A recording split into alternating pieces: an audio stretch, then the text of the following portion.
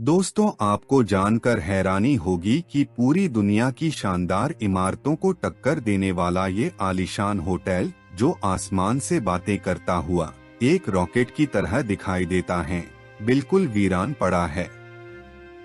आखिर क्यों इस खास पिरामिड की तरह दिखने वाले खूबसूरत होटल के 33 साल के इतिहास में आज तक कोई गेस्ट नहीं आया? वीडियो में आगे बढ़ने से पहले हमारे चैनल को जरूर सब्सक्राइब करें।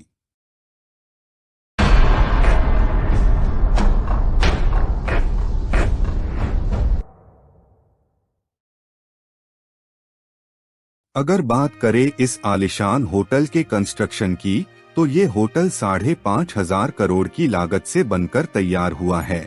जमीन से 1083 फीट ऊंचा है, जिसमें 105 मंजिलें हैं। ये दुनिया की सबसे ऊंची होटल के इरादे से बनाई गई थी। ये इमारत गीजा में ग्रेट पिरामिड के आकार का 2.5 गुना से भी ज्यादा है। लगभग 4 मिलियन वर्ग फुट का इसका फर्श है। इस होटल में 3000 कमरे हैं और इसकी चोटी पर कोन शेप में 8 फ्लोर और 5 रेस्टोरेंट ऐसे हैं जो गोल घूम सकते हैं और वहां से पूरे सिटी का नजारा देखा जा सकता है। ये फ्रांस के आईफेल टावर या न्यूयॉर्क के क्राइसलर बिल्डिंग से भी थोड़ा ऊंचा है। अगर आपको लगता है कि ये होटल लंदन, अमेरिका या फिर दुबई में है, तो ऐसा बिल्कुल भी नहीं है। ये शानदार रिकॉर्ड तोड़ने वाला, आसमान को छूता हुआ होटल नॉर्थ कोरिया की राजधानी प्योंगयांग में होटल रुगोंग के नाम से खड़ा हुआ है।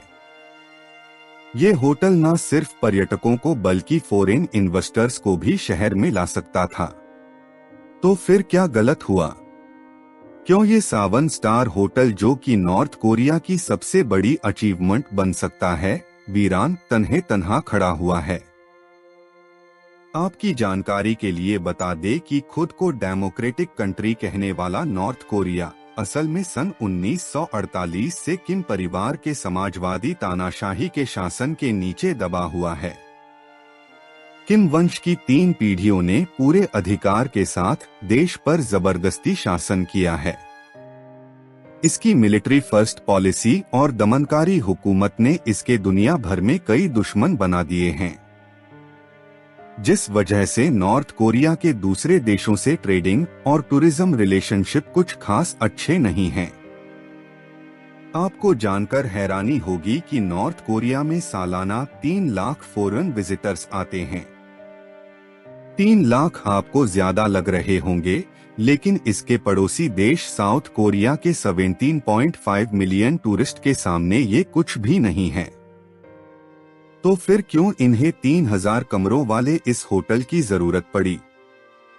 ये बात है सन 1986 की, जब यूनाइटेड स्टेट्स और सोवियत यूनियन के बीच कोल्ड वॉर चल रहा था। नॉर्थ कोरिया ने साथ दिया सोवियत यूनियन का और साउथ कोरिया ने यूनाइटेड स्टेट्स का। इस लड़ाई में सभी मुल्क हथियारों से नहीं, बल्कि अपनी अपनी फाइनेंशियल ताकत बताकर कोल्ड वॉर कर रहे थे। 1986 में साउथ कोरिया की एक फर्म ने सिंगापुर में उस समय का दुनिया का सबसे बड़ा होटल का निर्माण कर डाला, जो आज स्टैमफोर्ड होटल के नाम से जाना जाता है। इतना ही नहीं, 1988 के ओलंपिक्स होस्ट करने की भी तैयारी साउथ कोरिया में चरम पर थी। और ये बात नॉर्थ कोरिया को हजम नहीं हो रही थी, इसीलिए उन्होंने भी युवाओं और स्टूडेंट्स के वर्ल्ड फेस्टिवल का आयोजन करने का फैसला किया, जो ओलंपिक की ही तरह होने वाला था। इस फेस्टिवल में आने वाले 22,000 पार्टिसिपेंट्स के लिए प्योंगयांग के एयरपोर्ट को और बड़ा करवाया गया और 1.5 लाख लोगों के लिए नया स्टेडियम और 3000 कमरों वाला रुगोंग होटल बनाने का फैसला किया गया, जो कि स्टैमफोर्ड होटल का भी रिकॉर्ड तोड़ने वाला था। क्योंकि नॉर्थ कोरिया ने इतने बड़े प्रोजेक्ट को हाथ में लिया था, जिसके लिए उसे भारी मात्रा में एडवांस कंस्ट्रक्शन मटेरियल जैसे स्टील की भी जरूरत थी, जो उनके पास मौजूद नहीं था। इसीलिए उन्होंने फैसला किया कि ये बिल्डिंग सिर्फ कंक्रीट से बनाई जाएगी।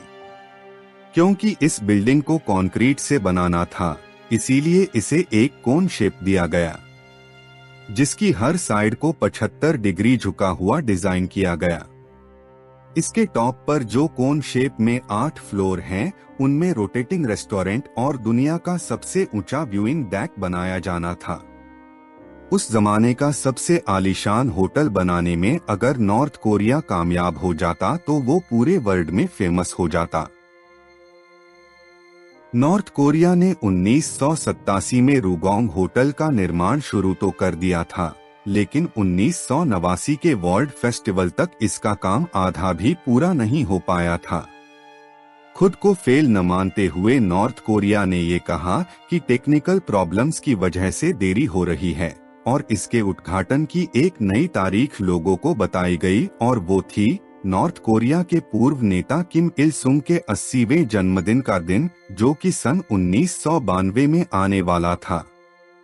लेकिन 1991 में सोवियत यूनियन टूट गया, जिसका साथ नॉर्थ कोरिया दे रहा था, और उसकी वजह से नॉर्थ कोरिया की इकोनॉमी बहुत ज्यादा डाउन हो गई और फंड खत्म हो जाने पर निर्माण 16 साल तक रुका रहा। काम इस आनन फानन में बंद हुआ कि बिल्डिंग के टॉप पर वर्कर्स से एक क्रेन छूट गई और वो 16 सालों तक वहीं लटकी रही। इस अधूरे प्रोजेक्ट की वजह से नॉर्थ कोरिया की दुनिया भर में काफी बदनामी हो रही थी, लेकिन नॉर्थ कोरिया बेबस था। जो बिल्डिंग उसके कैपिटल की शान बढ़ाने वाली थी, अब वो उसका व्यू बिगाड़ रही थी। इस बिल्डिंग को गिराने का भी सोचा गया, लेकिन अगर नॉर्थ कोरिया ऐसा करता तो दुनिया को लगता कि इस देश के पास एक बिल्डिंग को बनाने तक का फाइनेंस नहीं है। इसीलिए 16 सालों तक इसे ऐसे ही पड़े रहने दिया। 2008 में इजिप्शियन कंस्ट्रक्शन कंपनी ने फिर से इस होटल के निर्माण का काम हाथ में लिया। एक बार फिर इस होटल की ओपनिंग की तारीख 2012 में नॉर्थ कोरिया के नेता किम इल सुंग, जो गुजर चुके थे, उनके 100वें जन्मदिन के अवसर पर रखी गई। इजिप्शियन कंपनी ने बिल्डिंग के एक्सटीरियर विंडो पैनल्स को लगा दिया ताकि ये बिल्डिंग खूबसूरत दिखाई दे। लेकिन जब इंटीरियर कंस्ट्रक्शन की बारी आई तो एक और चैलेंज नॉर्थ कोरिया के सामने आया, क्योंकि होटल के इंटीरियर के लिए लग्जरी आइटम अमेरिका प्रोवाइड करने वाला था। लेकिन 2011 में किम जोंग उन के लीडर बनने पर नॉर्थ कोरिया और अमेरिका के संबंध खराब होने की वजह से अमेरिका ने लग्जरी आइटम के एक्सपोर्ट पर बैन लगा दिया।